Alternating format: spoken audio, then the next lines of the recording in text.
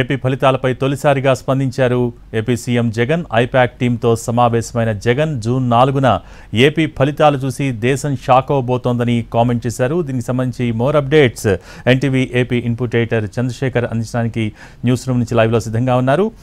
చంద్రశేఖర్, ప్రస్తుతం మనం CM comments వింటున్నాం. జగన్ కామెంట్స్ దేశం షాక్ అవబోతోంది రాబోయే ఫలితాలను చూసని ఒక ధీమా వ్యక్తం చేస్తూ ఉన్నారు. సో దీనికి సంబంధించి మోర్ అప్డేట్స్. భోగి పూర్తి విశ్వాసంతో ఉన్నారు జగన్మోహన్ రెడ్డి. తిరిగి తాను అధికారంలో రాబోతున్నాను, మళ్ళీ ప్రభుత్వం ఏర్పాటు చేయబోతున్నానని ఆయన గత 2 రోజులుగా కూడా పోలింగ్ సరళ మీద కసరత్తు చేశారు. అలాగే ఐపాక్ ఇన్పుట్స్, అలాగే పార్టీ నేతలు ఇచ్చిన ఇన్పుట్స్ అన్నింటిని కూడా కసరత్తు చేసిన తర్వాత పూర్తి కాన్ఫిడెన్స్కి వచ్చారు. పూర్తి కాన్ఫిడెన్స్ చేసిన తర్వాత తనకు వెన్నెముకగా ఉంటున్న ఐపాక్ టీం పార్టీని మొత్తాన్ని డిజైన్ చేస్తుంది, పార్టీ కార్యక్రమాలన్నీ నిర్ణయిస్తుంది. ఏ కార్యక్రమం ఎలా చేయాలి, ఇంటింటికి మన ప్రభుత్వం, మన పార్టీ వైఎస్ఆర్సీపీ పార్టీ చేస్తున్న కార్యక్రమాలని కూడా ఆ పార్టీ చూస్తుంది. నిత్యం ప్రజల్లో ఉంటూ ప్రజల్లో ఉన్న ఫీడ్బ్యాక్ అంతా కూడా సీఎంకి చేర్చడం, ఆ ఫీడ్బ్యాక్ అనుగుణంగా నిర్ణయాలు తీసుకునే విధంగా కూడా ఐపాక్ కీలక పాత్ర వైసీపీలో పోషిస్తూ ఉంది. పేరుకు కాంట్రాక్టు సంస్థ అయినా కానీ పార్టీలో మిళితమై, పార్టీ నాయకులతో మిళితమైపోయి ఏ ఎమ్మెల్యే పనితీరు ఎలా ఉంది, ఏ మంత్రి ఎలా పనిచేస్తున్నారు, వాళ్ళ నిర్ణయాలు ఎలా ఉన్నాయనే విషయాల గురించి ఐపాక్ నిత్యం తలలో 4గా వైసీపీ నాయకులకు, వైసీపీ పార్టీకి ఉంది. అలాంటి ఐపాక్కు సీఎం ఈరోజు గ్రేట్ హానర్ ఇచ్చారు, గ్రేట్ గౌరవం ఇచ్చారు. ఆయన స్వయంగా ఆయన ఆ పార్టీ కార్యాలయానికి వెళ్ళి విజయవాడకి తాడేపల్లి నుంచి తన ఇంటి నుంచి వైసీపీకి సేవలు అందించిన ఐపాక్ టీంను అభినందించడానికి నేరుగా జగన్మోహన్ రెడ్డి అక్కడికి వెళ్ళడం ఒక విశేషం. అయితే అక్కడున్న ఆ సంస్థ ఉద్యోగులందరూ కూడా నించొని సీఎం అంటూ నినాదాలు చేశారు, చప్పటితోటి హోరెత్తించారు. ఐపాక్ నిర్వహిస్తున్న ఋషి అక్కడ ఉన్నారు, ఆయన అందరినీ పరిచయం చేశారు, ఎవరు ఏ బాధ్యతలు నిర్వహించారు అనే విషయం గురించి కూడా చెప్పారు. దాదాపు 25 నిమిషాల పాటు ఐపాక్లో జగన్మోహన్ రెడ్డి ఉన్నారు. అలాగే 10 నిమిషాల పాటు ఆయన ప్రసంగించారు. ఈ ప్రసంగంలో ప్రధానంగా మొదటిసారిగా ఆయన తన విజయం మీద ఫస్ట్ టైం స్పందించారు. ఫస్ట్ టైం తాను ఎన్ని ఎంపీ సీట్లు గెలవబోతున్న విషయం గురించి అక్కడ చెప్పారు. 22 ఎంపీ సీట్లు తన పార్టీ విజయం సాధించబోతుందని చెప్పారు. అలాగే ప్రశాంత్ కిషోర్ గత కొన్ని రోజులుగా ఏపీలో జగన్మోహన్ రెడ్డి ఓడిపోతున్నారు. 151 సీట్లలో, మొన్న గెలిచిన 151 సీట్లు ఆయన 51 సీట్లను మాత్రమే గెలుచుకోకపోతున్నారు. ఆయన గ్రాఫ్ అంతా పడిపోయింది. ఆయన కేవలం పథకాలను మాత్రమే ఇచ్చారు, ప్రభుత్వ పాలన చేయలేదు. పరిపాలించాల్సిన అతను ఫెసిలిటేటర్గా ఉన్నారు, కానీ పరిపాలన చేసే నేతగా సీఎంగా ఉండలేకపోయారు. అందుకని ఘోరమైన ఫలితాలు ఆయన చూడాల్సి వస్తుందని చెప్పారు. ఆ వ్యాఖ్యలను కూడా ఏపీ ప్రజలు ఆసక్తిగా చూశారు. ప్రశాంత్ కిషోర్ 2019లో వైఎస్ జగన్మోహన్ రెడ్డి అధికారంలోకి రావడానికి సహకరించారు. ఆయన డిజైన్ చేసిన కార్యక్రమాలు, ఆయన నవరత్నాలు డిజైన్ చేశారు, ఆయన పార్టీ కార్యక్రమాలు డిజైన్ చేశారు. మొత్తానికి జగన్మోహన్ రెడ్డి 2014లో ఫెయిల్ అయినప్పటికీ 2019లో గెలవడానికి ప్రధాన కారణం ప్రశాంత్ కిషోర్ అనుకున్నారు. ప్రశాంత్ కిషోర్ దేశంలో కూడా వివిధ రాష్ట్రాల్లో అక్కడ ప్రభుత్వాలు అధికారం రావడానికి సహకరించారు. 2014లో మోడీ అధికారంలో రావడానికి కూడా సహకరించారు. అంతకుముందు గుజరాత్లో కూడా సీఎంగా ఉన్న మోడీకి ఆయన సహకరించారు. అంటే ఆయన ట్రాక్ రికార్డు అలా ఉండటం, అలాంటి ట్రాక్ రికార్డు ఉన్న ప్రశాంత్ కిషోరే ఏపీలో జగన్మోహన్ రెడ్డి ఓడిపోతున్నారని చెప్పడం తోటి ఇది నిజంగానే ఇలా జరుగుతుందనే చర్చలు కూడా జరిగినాయి. ఆయన ఇంటర్వ్యూలు ఇచ్చారు, పలుసార్లు ఏపీకి వెళ్ళి చంద్రబాబుని, లోకేష్ని కలిశారు. అలాగే ఇక్కడికి వచ్చి చంద్రబాబుతో కూడా అనేక సార్లు మీటింగ్ పెట్టారు. అఫీషియల్గా టీడీపీకి పనిచేయలేదు, కానీ టీడీపీ ఏమైతే అనుకుంటుందో జగన్మోహన్ రెడ్డి ఓడిపోవాలనుకుంటుందో దాన్ని ఆయన నోటి నుంచి చెప్పారు. ప్రశాంత్ కిషోర్ అయితే కరాఖండిగా బలగుద్దినట్టు జగన్మోహన్ రెడ్డి ఓడిపోతున్నాడని చెప్పారు. అందుకు రిటర్న్ గిఫ్ట్గా అన్నట్టుగా జగన్మోహన్ రెడ్డి ఈ ఐపాక్ వెళ్ళిన సందర్భంగా ఒక వ్యాఖ్య కూడా చేశారు. ప్రశాంత్ కిషోర్ టీం లీడర్గా ఉంటారు, పనంతా టీమే చేస్తుంది అని వ్యాఖ్యానించారు. అంటే ప్రశాంత్ కిషోర్ అనే వ్యక్తి పాత్ర ఏమీ ఉండదు, ఇక్కడ ఆయన టీమే మొత్తం పని చేస్తుంది, మొత్తం కష్టమంతా ఆ టీమే పడుతుంది. కాబట్టి ఆయన మాటలకు విలువ లేదన్నట్టు మాట్లాడారు. అలాగే ప్రశాంత్ కిషోర్ ఊహించిన స్థాయిలో సీట్లు రాబోతున్నాయి, ఆయన కలలో కూడా ఊహించి ఉండరు మన పార్టీకి రాబోతున్న సీట్లు అని కూడా ఆయన వ్యాఖ్యానించారు. ఎంపీ సీట్లు అయితే 22 అని చెప్పారు. అలాగే పోయినసారి వచ్చిన 151 సీట్ల కంటే ఎక్కువ శాతం సీట్లను మనం గెలుచుకోబోతున్నాం అంటూ కూడా అక్కడ ఐపాక్ టీంను ఉద్దేశించి జగన్మోహన్ రెడ్డి మాట్లాడారు. జగన్మోహన్ రెడ్డి రేపు విదేశీ పర్యటనకు వెళ్తున్నాడు, అందుకోసం ఈ రోజు ఐపాక్ను కలిశారు. యాక్చువల్గా నిన్ననే కలుస్తారనుకున్నారు. ఫీడ్బ్యాక్ కోసం ఆగే జగన్మోహన్ రెడ్డి పూర్తి కాన్ఫిడెన్స్కి వచ్చిన తర్వాత, తన విజయం మీద పూర్తి నమ్మకానికి వచ్చిన తర్వాత ఈరోజు ఐపాక్ వెళ్ళి ముందుగానే అడ్వాన్స్ దాదాపు 20 రోజుల తర్వాత రిజల్ట్స్ రాబోతున్నాయి. 20 రోజుల తర్వాత రాబోయే ఫలితాలను ఆయన ముందుగానే అసెస్ చేసుకొని ఊహించుకొని ఆయన పూర్తి స్థాయిలో కాన్ఫిడెన్స్కి వచ్చిన తర్వాత తన పార్టీకి ఎవరైతే వెనుదనుగా ఉన్నారో తన పార్టీకి ఎవరైతే బ్యాక్ బోన్గా ఉన్నారో ఆ పార్టీ ఆ ఐపాక్కు సంబంధించిన ప్రతి ఒక్క సభ్యుని కూడా ఆయన కలిసి వాళ్ళందరికీ కూడా కృతజ్ఞతలు చెప్పారు. మళ్ళీ వచ్చే 5 ఏళ్ళు కూడా ఐపాక్ వైసీపీ ప్రభుత్వం కలిసి పనిచేస్తా అన్న హామీని కూడా వాళ్ళకి ఇచ్చారు. మొత్తానికి చూస్తే జగన్మోహన్ రెడ్డి ఏం స్పందిస్తారు, తన తిరిగి గెలుస్తారా లేదా అనే చర్చ జరుగుతుంది. బయట విపరీతంగా బెట్టింగ్లు జరుగుతూ ఉన్నాయి. జగన్మోహన్ రెడ్డి ఓడిపోతారని, టీడీపీ గెలవబోతుందని, కూటమి గెలవబోతుందని, జగన్మోహన్ రెడ్డికి ఇన్నే సీట్లు వస్తాయని. అయితే వీటన్నింటినీ పటాపంచలు చేస్తూ జగన్మోహన్ రెడ్డి అయితే మాత్రం పూర్తి విశ్వాసాన్ని వ్యక్తం చేశారు. 100 సీట్లు వస్తాయి, 110 సీట్లు వస్తాయి, లేకపోతే టైట్గా ఉంది, కూటమి మెజార్టీ సాధించదు, జగన్కి మెజార్టీ రాదు, హంగొస్తుందని కొంతమంది, లేకపోతే 100 సీట్లతో జగన్మోహన్ రెడ్డి బయటపడతాడని ఇంకొంతమంది, 110 సీట్లు కూటమి అధికారంలో పోతుంది ఇంకొంతమంది. ఇలా రకరకాలుగా ఎవరికి తోచినట్టుగా వాళ్ళు విశ్లేషణ చేసుకుంటున్నారు, ఎవరికి తోచినట్టుగా వాళ్ళు అన్వయించుకుంటున్నారు. ఈ సమయంలో ఈ పరిస్థితుల్లో జగన్మోహన్ రెడ్డి బయటకు వచ్చేసి తన పార్టీ పెర్ఫార్మెన్స్ ఎలా ఉండబోతోంది అనే విషయాన్ని ఆయన స్వయంగా చెప్పారు. ఇది పార్టీ నేతలకు కూడా బూస్ట్ ఇచ్చే విషయమే. వాస్తవంగా చూసుకుంటే పోలింగ్ జరిగిన తీరు కానీ, పోలింగ్ జరిగిన తర్వాత కానీ గతంలో గెలుస్తాం అనుకుంటున్న వైసీపీ ఎమ్మెల్యేలు కూడా అవతల పక్క కూటమి నేతలు చేస్తున్న ప్రచారం చూసి, కూటమి నేతల సవాలు చూసి కొంచెం టెన్షన్ పడుతున్న పరిస్థితి అయితే అక్కడక్కడ కనిపిస్తూ ఉంది. తప్పకుండా గెలుస్తారనుకున్న ఎమ్మెల్యేలు కూడా ఎంక్వైరీ చేసుకుంటున్నారు, మేము మళ్ళీ గెలుస్తామా, మాకు అనుకూలంగా పరిస్థితి ఉందా, మా పరిస్థితి ఏంటి, మా ప్రభుత్వం పరిస్థితి మళ్ళీ రిటర్న్ అవుతుందా లేదా అనే చర్చలు వాళ్ళు చేసుకుంటున్నారు.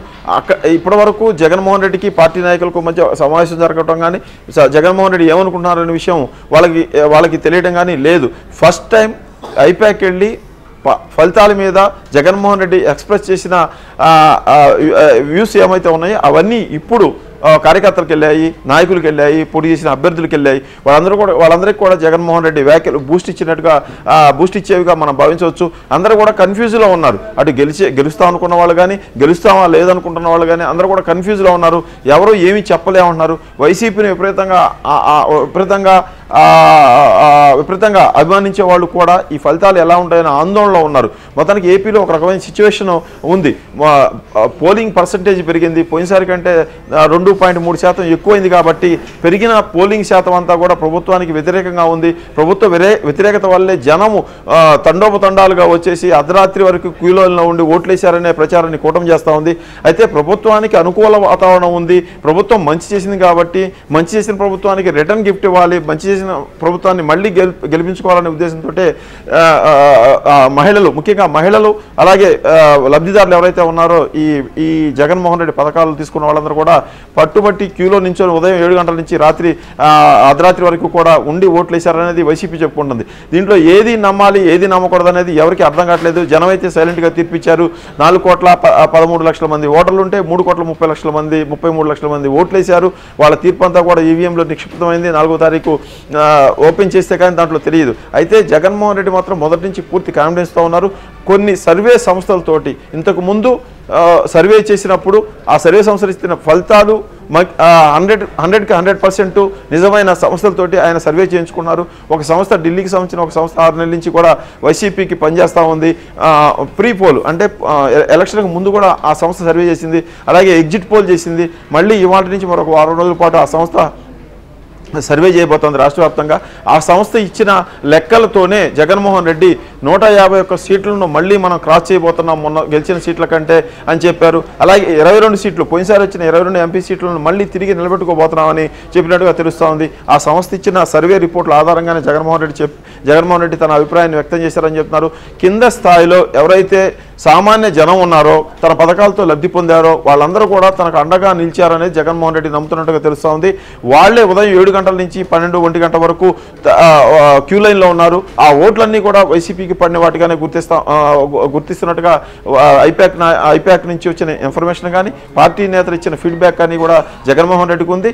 ఆ విశ్వాసంతోనే తన గెలుపు మీద పూర్తి ఆత్మవిశ్వాసాన్ని ఈరోజు జగన్మోహన్ రెడ్డి వ్యక్తం చేసినట్టు తెలుస్తుంది. పెరిగిన పోలింగు తనకే అనుకూలం అనేది జగన్మోహన్ రెడ్డి ఇప్పుడు అక్కడ చెప్పినట్టుగా అర్థమవుతోంది. వాస్తవంగా పోలింగ్ పెరిగితే అధికారంలో ఉన్న పార్టీ ఓడిపోతుందనే లెక్కలు ఉన్నాయి. అది వాస్తవానికి కరెక్ట్ కాదు. 2014లో 66% ఓట్లు వచ్చిన మోడీ బీజేపీకి 2019లోకి వచ్చేటప్పటికి 67.5% వచ్చాయి. దాదాపు 1.5% సీట్లు ఎక్కువ వచ్చాయి, ఓట్లు ఎక్కువ వచ్చాయి. అప్పుడు 2014లో 288 సీట్లు బీజేపీకి వస్తే 2014లో పెరిగిన ఓటింగ్ శాతం 1% పెరిగితే ఆ పెరిగిన ఓటింగ్ శాతానికి 2019లో 303 సీట్లు వచ్చినాయి. అంటే ఓట్లు పెరిగినందువలన అధికారంలో ఉన్న పార్టీ ఓడిపోదు అనేది ఇక్కడ స్పష్టంగా అవుతుంది. అంతేకాదు 2014లో తెలంగాణలో కేసీఆర్ 63 సీట్లకు పరిమితం అయితే 2018కి వచ్చేటప్పటికి ముందస్తు ఎన్నికలకు వెళ్ళారు ఆయన 6 నెలల ముందు. 18కి వచ్చేటప్పటికే ఆయన ఓటింగ్ శాతం పెరిగింది, ఆయన సీట్లు 63 నుంచి 88కి పెరిగాయి. అంటే ఓట్లు పెరిగినప్పుడల్లా కూడా అధికారంలో ఉన్న ప్రభుత్వం అనేది ఓడిపోదు అనేది ఒక స్పష్టంగా అర్థమవుతుంది. పైగా ఈ మధ్యకాలంలో మనం చూసుకుంటే గత 20-25 ఏళ్లుగా 2004 నుంచి 2009 వరకు, అలాగే 2009 నుంచి 2014 వరకు 10 ఏళ్ల పాటు కాంగ్రెస్ పార్టీ అధికారంలోకి ఉంది. అంతకుముందు 1994 నుంచి 2004 వరకు, 1994లో టీడీపీ గెలిచింది, 99లో టీడీపీ గెలిచింది, 2004లో ఓడిపోయింది. అంటే 10 ఏళ్ల పాటు 94 నుంచి 2004 వరకు 10 ఏళ్ల పాటు టీడీపీ అధికారంలోకి ఉంది. అలాగే 2004 నుంచి 2014 వరకు 10 ఏళ్ల పాటు కాంగ్రెస్ అధికారంలో ఉంది. 2018 నుంచి మొన్నటి వరకు 2023 వరకు కేసీఆర్ తెలంగాణలో అధికారంలో ఉన్నారు. అంటే ఈ తెలుగు రాష్ట్రాల ప్రజలు కొంచెం తమకు ఎవరైతే ప్రభుత్వం పనిచేస్తూ ఉందో అలాంటి ప్రభుత్వాలని రెండోసారి నిలబెట్టుకుంటున్నారనేది ఒకటి అర్థమవుతుంది. ఆ ట్రెండ్ కంటిన్యూ అవుతుంది అనే ఉద్దేశం జగన్మోహన్ రెడ్డిలో ఉంది. ఈ మధ్య రేవంత్ రెడ్డి కూడా మన క్వశ్చన్ అవర్లో కూడా చెప్పారు, మేము 10 ఏళ్ళు అధికారంలో ఉంటాము, 10 ఏళ్ళు మాదే అధికారం, కాంగ్రెస్ పార్టీనే ఈ రాష్ట్రాన్ని పరిపాలిస్తుందని చెప్పారు. ఎలా మీ లెక్కలు ఏంటన్నప్పుడు ఆయన ఈ లెక్కలు చెప్పుకుంటూ వచ్చారు. 10 ఏళ్ళు టీడీపీకి ఇచ్చారు, 10 ఏళ్ళు కాంగ్రెస్కి ఇచ్చారు, 10 ఏళ్ళు కేసీఆర్కి ఇచ్చారు. కాబట్టి ఖచ్చితంగా మాకు కూడా మా పనితీరు చూసి 10 ఏళ్ళు ఇస్తారన్నారు. ఇప్పుడు జగన్మోహన్ రెడ్డి 5 ఏళ్ల టర్మ్ అయిపోయింది. 2019 నుంచి 24 వరకు ఇప్పటి వరకు, 2024 నుంచి 29 వరకు కూడా నాదే ఈ టర్మ్ అని ఆయన గట్టిగా చెప్తా ఉన్నారు. ఖచ్చితంగా జగన్మోహన్ రెడ్డి అంచనాలు నిజమవుతాయా లేదా? అటు కూటమి చెప్తా ఉంది తమకే అధికారం రాబోతా ఉంది, 3 పార్టీల కూటమి అధికారంలోకి తెచ్చుకునే విధంగా ప్రజలు తీర్పిచ్చారని చెప్తున్నారు. ఈవీఎంలు తెరిచే వరకు కూడా ఇలాంటి సవాళ్లు, ప్రతి సవాళ్లు, ఇలాంటి విశ్వాసం వ్యక్త చేసే కార్యక్రమాలు రెగ్యులర్గా నడుస్తూనే ఉంటాయి. అయితే ఐపాక్ ఆఫీస్కి జగన్మోహన్ రెడ్డి వెళ్ళి మరీ వాళ్ళని అభినందించడం అంటే చూస్తే ఆయనకున్న ఫీడ్బ్యాక్ ఎలా ఉందో మనకు అర్థమవుతోంది. ఇప్పుడు జగన్మోహన్ రెడ్డి చెప్పిన లెక్కలు చూస్తే నిజంగానే దేశం అంతా రేపు ఏపీ వైపు చూస్తుందా అన్న సందేహం కూడా కలుగుతుంది. ఎందుకంటే రెండోసారి గెలిచే పార్టీ ఇంతకుముందు వచ్చిన సీట్ల కంటే ఎక్కువ సాధించుకోవడం అనేది ఖచ్చితంగా కూడా రికార్డ్ అవుతుంది. మనం ఇంతకుముందు చూస్తే వెస్ట్ బెంగాల్లో 198 సీట్లు వస్తే మమతా బెనర్జీకి, ఆ తర్వాత లాస్ట్ టైం జరిగిన ఎలక్షన్లో 210 సీట్లు వచ్చినాయి. అంటే దాదాపు 10-12 సీట్లు ఆమెకు ఎక్కువ పెరిగినాయి. అంటే తమ పరిపాలన మీద, అంటే ఆమె 3వ అధికారంలోకి వచ్చింది, తన పరిపాలన మీద పూర్తి విశ్వాసం ఏ సీఎంకైనా ఉంటే రెట్టించిన స్థాయిలో సీట్లు తెచ్చుకోవచ్చు అనేది వెస్ట్ బెంగాల్ అనుభవం చెబుతోంది. అలాగే కేసీఆర్కి 2018 వచ్చిన 88 సీట్లు కూడా చెప్తున్నాయి. కాబట్టి జగన్మోహన్ రెడ్డి కూడా అలాగే రాబోతా ఉన్నాయా అనే ఒక ఆలోచన కూడా ప్రస్తుతం కలుగుతూ ఉంది. ఎందుకంటే జగన్మోహన్ రెడ్డి ఈ 5 ఏళ్ల కాలంలో, 56-57 నెలల కాలంలో 2,70,000 కోట్ల రూపాయలను డైరెక్ట్గా ప్రజల ఖాతాలో వేశారు. మరొక 1,50,000 కోట్ల రూపాయలను నాన్ డీబీటీ కింద ఇళ్ల స్థలాలు ఇవ్వడం కానీ, పరోక్షంగా అందించే సబ్సిడీల రూపంలో జనానికి అందించారు. దాదాపు 4,5 లక్షల కోట్ల రూపాయలు జనానికి అందజేశారు జగన్మోహన్ రెడ్డి. 85% మంది లబ్ధిదారులు ఉన్నారు ఏపీలో. అంటే రాష్ట్రంలో 4 కోట్ల మంది, 4,15,00,000 మంది జనాభా ఉంటే 3,60,70,000 మంది ఈ పథకాల కింద అర్హులైన వాళ్ళుగా గుర్తించారు. 4,10,15,00,000 మంది జనాభా ఉంటే అక్కడికి వచ్చే 4,15,00,000 మంది ఓటర్లు ఉంటే వీళ్ళలో 13,11,00,000 మంది లబ్ధిదారులు ఉన్నారు. అంటే ఒక్కొక్క వ్యక్తి 2 లేదా 3 లేదా 4 పథకాలు కూడా తీసుకున్న వాళ్ళు ఉన్నారు. అదే తనకు శ్రీరామ్ రక్ష అని జగన్మోహన్ రెడ్డి ఇంతకు ముందు చెప్పుకుంటూ వచ్చారు. ఇప్పుడు ఆయన విశ్వాసం చూస్తే అవన్నీ కూడా ఖచ్చితంగా ఆ పార్టీకి మేలు చేయబోతున్నాయి అన్నట్టుగా ఉన్నాయి. చూడాలి, జగన్మోహన్ రెడ్డి వ్యక్తం చేసినట్టుగా ఆ పార్టీ సంచలనం సృష్టించబోతుందా, తిరిగి అధికారంలోకి రావడమే కాదు ఆయన చెప్పినన్ని సీట్లను సాధించబోతుందా అనేది కూడా మనం చూడాల్సి ఉంటుంది. Bhogi, thank you Chandrasekhar.